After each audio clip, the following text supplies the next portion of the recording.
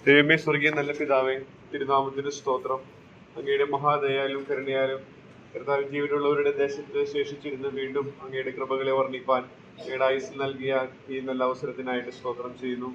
ഉന്നതത്തിൽ അധിവസിക്കുന്നവനായ ഞങ്ങളുടെ ദൈവമായ യഹോവയ്ക്ക് സദൃശ്യനാരുള്ളൂ.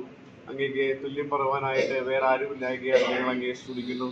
അങ്ങയുടെ സാദൃശ്യത്തിലും സ്വരൂപത്തിലും ഞങ്ങളെ സൃഷ്ടിച്ചതിനായിട്ട് സ്തോത്രം. ഇതാ പാപം ചെയ്ത് ഞങ്ങൾ അങ്ങയിൽ നിന്ന് അകന്നു പോയപ്പോൾ കർത്താവെ, ഞങ്ങളെപ്പോലെ മനുഷ്യ സാദൃശ്യമെടുത്ത ദൈവപുത്രനായിട്ട് സ്തോത്രം ചെയ്യുന്നു.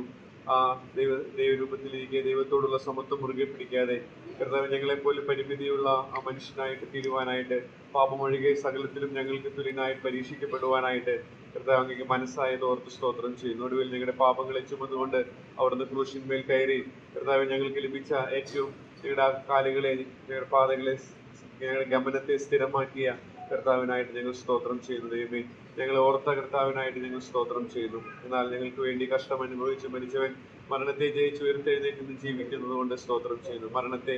മരണത്തിന് അവന് പിടിച്ചു വയ്ക്കുന്നത് അസാധ്യമെന്ന് ഞങ്ങൾ വായിക്കുന്നു. മരണത്തിനപ്പുറമുള്ള വലിയ പ്രത്യാശയ്ക്ക് ഓഹരിക്കാരാക്കി ഞങ്ങൾ തീർത്തതിനായിട്ട് സ്തോത്രം ചെയ്യുന്നു. അവിടുന്ന് വരുമ്പോൾ ഞങ്ങൾ അങ്ങേ കാണും, ഞങ്ങൾ അങ്ങേക്ക് സദൃശന്മാരായി തീരുമെന്നുള്ള വലിയ പ്രത്യാശയ്ക്കായി സ്തോത്രം. ആ പ്രത്യാശയിൽ ഞങ്ങൾ അങ്ങേ സ്തുതിക്കുന്നു, മഹത്വപ്പെടുത്തുന്നു. എല്ലാ സ്തുതിയും സ്തോത്രവും യേശു ക്രിസ്തു മുഖാന്തരം സ്തോത്രയാഗമായി അർപ്പിച്ചുകൊള്ളുന്നു.